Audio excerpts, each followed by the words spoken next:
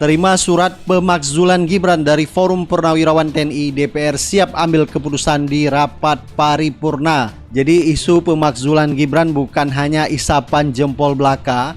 Ternyata ya, Forum Purnawirawan TNI makin serius ya, yaitu ingin memakzulkan Gibran, dan suratnya pun ya sudah dikirim ke DPR. Apakah DPR siap mengambil keputusan di rapat paripurna ya? Begitu juga saya ingin orang melihat naiknya Gibran itu, diangkatnya Gibran sebagai wapres. Jangan dilihat karena dia anak Jokowi sebagai dinasti. Gibran itu adalah faktor yang menaikkan suaranya Pak Prabowo. Dan dia itu sudah menunjukkan achievement dia selama ini. Performance dia menurut saya mungkin the best wakil presiden yang ada saat dalam sejarah kita nih. Wah, bandingin sama siapa? Salah achievement dari sisi apa nih? Saya senyum aja. Penjelasannya Ade Armando kan katanya begini, Mas Gibran itu wapres terbaik sepanjang sejarah Indonesia. Itu karena dianggap oleh Ade Armando peran dia itu tidak seperti wapres-wapres sebelumnya. Wapres-wapres sebelumnya itu kan perannya sebagai ban serep.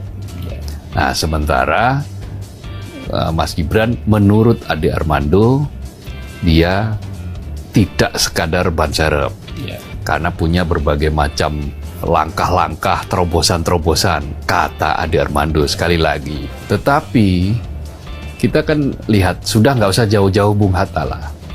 Yang pernah ada saja, Yusuf Kalla. Ketika menjadi wapresnya Pak SBY, itu dia punya tugas khusus loh.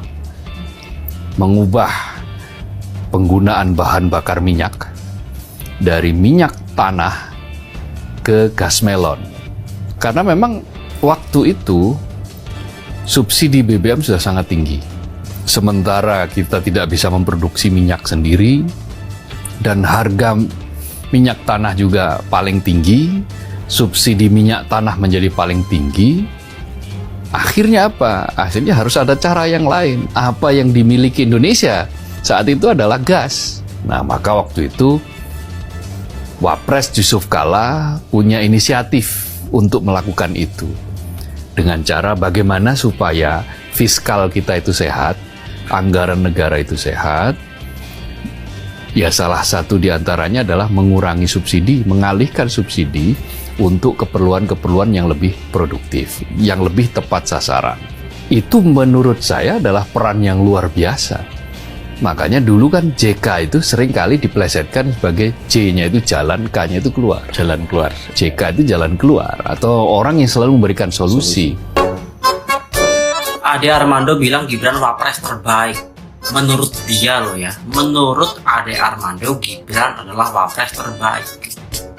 Wapres terbaik, menurut Basirnya begitu. Gibran dinilai sebagai wakil presiden terbaik sepanjang masa. Seorang akademisi sekaligus politikus PSI, Partai Solidaritas Islam, yaitu Bang Ade Armando, menilai bahwasannya Gibran Raka Buming Raka adalah seorang atau wakil presiden terbaik sepanjang masa nih teman-teman. Ade menilai dari beberapa faktor nih, diantaranya yang pertama, Gibran ini bisa meningkatkan yaitu persentase dari suara Prabowo Subianto yang saat ini terpilih menjadi presiden ya. Jadi Gibran dinilai memiliki peran yang penting dalam membooster suara dari Prabowo Subianto sehingga memenangkan Pilpres 2024 kemarin. Selain itu, Bang Ade Armando menilai Gibran telah memberikan pencapaian-pencapaian yang signifikan dalam periode atau masa kepemimpinannya sebagai wakil presidennya Bapak Prabowo Subianto. Dan dia juga menilai bahwasannya Gibran ini bisa memanfaatkan sosial media sebagai wadah untuk menyampaikan pesan publik sehingga lebih diterima oleh masyarakat dengan sangat mudah tentunya. Ya, sempat kemarin itu viral terkait dengan video-video Gibran ya yang ada di YouTube, di sosial media lain sebagainya tersebut, yang dinilai di Armando sebagai gebrakan komunikasi yang kekinian banget nih teman-teman. Yang artinya sekelas Bung Hatta pun lewat sama Gibran. Nah, menurut kalian bagaimana nih? Apakah kalian setuju bahwasannya Pak Gibran ini adalah presiden terbaik sepanjang masa seperti yang disampaikan oleh Bang Ade Armando? Coba tulis di kolom komentar. Dan Gibran itu menerima dana 93 miliar dari satu perusahaan karena kasus kebakaran hutan di Sumatera Selatan. Dan kemudian dana itu digunakan untuk membeli saham dari satu perusahaan senilai 90 miliar. 2 tahun lalu Jokowi terima 5 triliun dari seorang pengusaha di Kalimantan Selatan melalui Kaisang.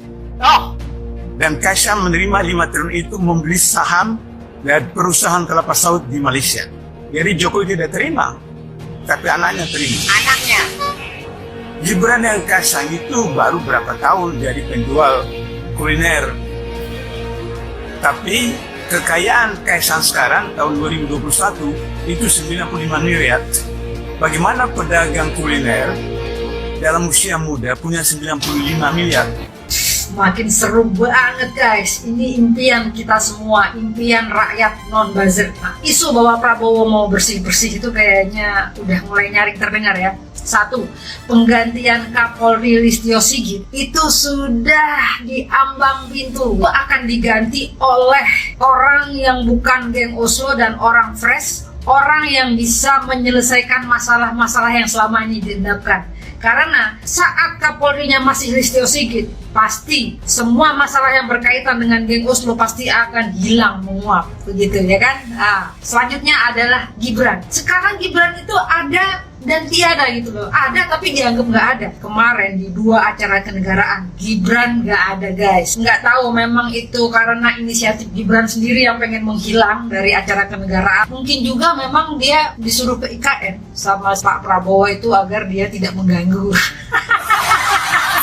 Pada saat jamuan makan dengan Emmanuel Macron, seluruh menteri di kabinet itu ada semua kecuali Gibran. PM Cina mau pulang, itu yang nganterin itu kan AHY. Harusnya itu kan kerjaannya Wapres di saat presiden nggak bisa. Drama yang ditunjukkan di publik itu udah jelas bahwa perannya Gibran itu dianggap nggak ada. Itu sakit guys. Pada saat acara hari lahir Pancasila yang dihadiri Megawati dan Tri Sutrisno itu terlihat banget guys. Bagaimana canggungnya Gibran ketika bertemu dengan Megawati, orang yang dia khianati, dan bertemu dengan Tri Sutrisno, orang yang menginginkan dia dimakjulkan. Waduh keren. Mereka duduknya satu meja berhadapan. Dan pada saat berjalan Mega sama Prabowo, Gibran tuh di belakangnya Mega gitu. Dia kayak orang bingung gitu. Terus pada saat rame-rame mau menuju ke ruangan tuh, nggak tahu ruangan apa, itu kan ada rombongan menteri-menteri, ada Megawati, ada JK dan lain-lain. Itu Gibran tuh kayak anak hilang gitu. Dia kayak orang bingung cuek. Kita lihat aja videonya tuh kan. Dia kayak orang